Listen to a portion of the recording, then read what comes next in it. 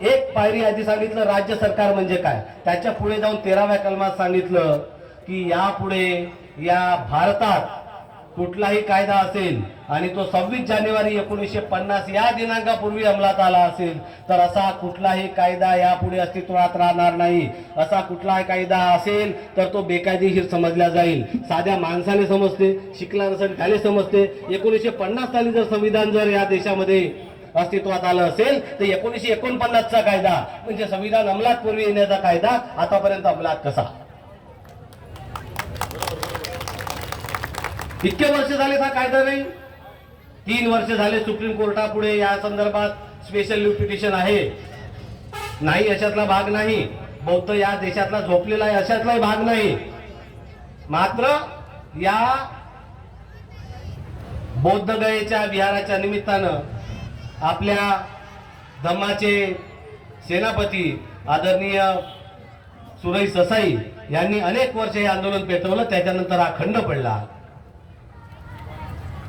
या देशामध्ये तुम्ही जी उपासना करता आणि तुमचं जे धर्मस्थळ आहे फक्त त्यांनाच यापुढे तिथे उपासना करता येईल असा कायदा असताना हा कायदा नाही, त्याचं कारण आहे.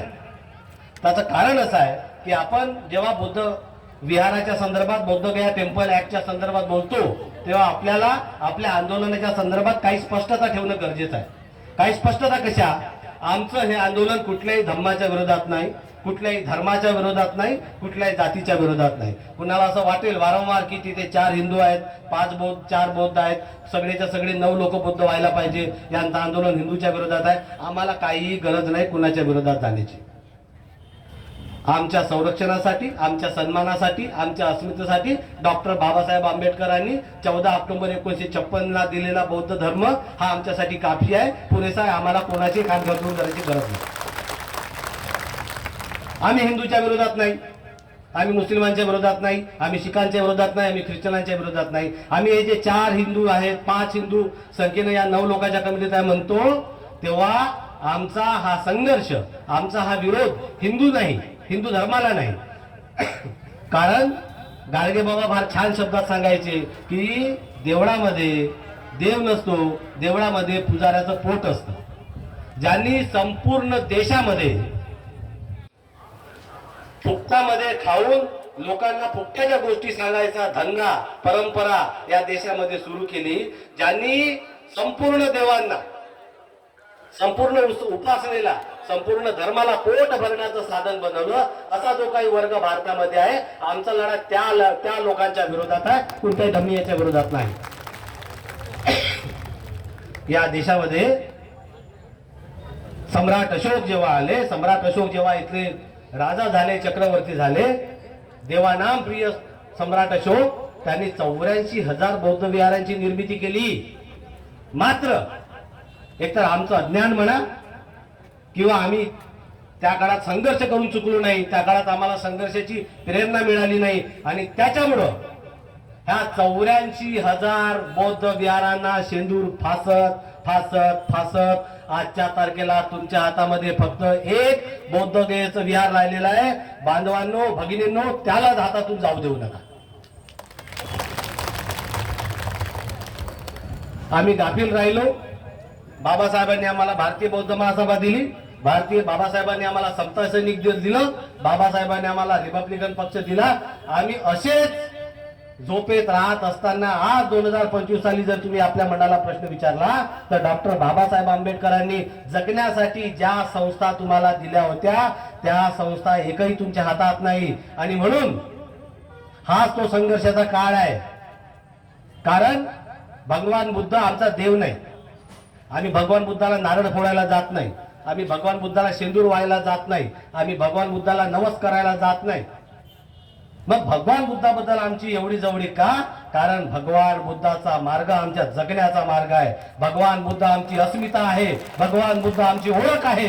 भगवान बुद्ध तो विचार आहे जो विचार आमच्या तुमच्या सगळ्यांच्या बापाने मरण्यापूर्वी आम्हाला दिलेला आहे. आणि म्हणून आज जर भगवान बुद्धाच्या अस्तित्वावर, भगवान बुद्धाच्या विहाराच्या अस्तित्वावर जर हल्ला होत असेल तर तुम्ही आम्ही सगळ्यांनी तन मन धनाने समोर येऊन या यज्ञकुंडामध्ये आपली आहुती दिली पाहिजे.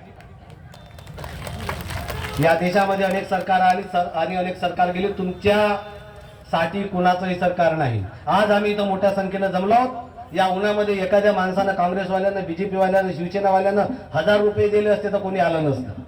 आम्ही आलो त्याचं कारण असं की हा आमच्या अस्मितेचा प्रश्न आहे आणि हे दाखवतं, इथली संख्या, इथल्या आमच्या माय मावल्यांची संख्या दाखवतं की इथल्या सरकारांनी, इथल्या पक्षांनी कितीही आता याच्या पुढे विचार केला, कितीही कट रचला तरी बौद्ध गयेचं महाविहार याच्या पुढे आमच्या हातातून जाणार नाही, त्यांच्या हातात लागणार नाही. आणि म्हणून याच्या पुढे तुम्ही सातत्यानं सावध राहा. हे भगवान बुद्धाचं अंतिम स्थान, जे आमच्या पवित्रतेचं स्थान आहे, जे आमच्या धम्माचा मार्ग दाखवणारं स्थान आहे, हे जर आता याच्या पुढे गेलं तर मी तुम्हाला सांगतो, डॉक्टर बाबासाहेब आंबेडकरांसारखा महामानव परत या पृथ्वीवर कधी येणार नाही. तो एकदाच आला आणि गेला. त्यांनी ठेवून घेतले, राजवाडे आमच्यासाठी बांधले, आम्ही विकू विकू खाल्ले कवलं. आता एखादी थोडंसं बाकी आहे, ते सगळं टिकवण्याची जबाबदारी तुमच्या आमच्या सर्वांवर आहे. कारण बाबासाहेबांनी आम्हाला जगताना दोनच गोष्टी देऊन गेले, एक तर भारतीय संविधान, ज्याच्यामुळे आम्ही आमच्या बायका पोरांची अबरू सांभाळू शकू, त्यांचा विकास करू शकू, आणि दुसरा म्हणजे भगवान बुद्धाचा धम्म. भारतीय संविधानाचं रक्षण करण्यात आम्ही फारसे यशस्वी ठरलो नाही. ती लढाई संसदेत चालते, ती विधानसभेत चालते. कदाचित राजकीय अपयश आम्हाला आलं असेल म्हणून ते आमच्याच्यानं कदाचित शक्य नाही. आम्ही संसदेत आमचा आवाज उठवू शकत नाही, आम्ही विधानसभेत आमचा आवाज उठवू शकत नाही. मात्र बाबासाहेबांच्या घटनेने जो आम्हाला अधिकार दिलेला आहे, आमचं बौद्ध विहार वाचवण्यासाठी रस्त्यावर येऊन आम्ही आवाज उचलू शकतो. हा आवाज कमी होऊ देऊ नका. याच्यासाठी आजच्या दिवशी मी तुम्हाला सगळ्यांना एकच आवाहन करतो, शपथ घ्या. शपथ घ्या त्या माऊलीची, ज्या माऊलीनं फाटक्या साडीत असताना, बॅरिस्टरची बायको असताना बंगल्यात राहिली नाही, मोटर कार मध्ये फिरली नाही, गोवऱ्या थापल्या, त्या माऊलीची शपथ घ्या. तुमच्यासाठी बाबासाहेबाला त्यांनी समाजाला अर्पण केलं, अन्यथा ती माऊली या जगातली सगळ्यात श्रीमंत माऊली असती. त्या रमाईची शपथ घ्या, ज्या बाबासाहेबांना मधुमेह झाला होता, बाबासाहेबांना एक पाऊल चालता येत नव्हतं, तरीही अशा परिस्थितीत बाबासाहेबांना वाटत होतं की मी जर मरून गेलो तर माझ्या या बांधवांचं, भगिनीचं होणार काय. आणि म्हणून तब्येत बरी नसताना त्यांनी भगवान बुद्ध आणि त्याचा धम्म हा ग्रंथ लिहिला. तुम्ही आम्हा सगळ्यांना भगवान बुद्धाचा धम्म दिला, भारतीय संविधान लिहिलं. या क्षणी जर आम्ही आता जागलो नाही, या क्षणी आम्ही जर एकी केली नाही, विसरून जा, मी बसपाचा नाही, मी वंचितचा नाही, मी काँग्रेसचा नाही, मी भाजपाचा नाही, मी शिवसेनेचा. एकच मनात ठेवा, मी बुद्धाचा बुद्ध माझा, मी बाबासाहेबांचा बाबासाहेब माझा.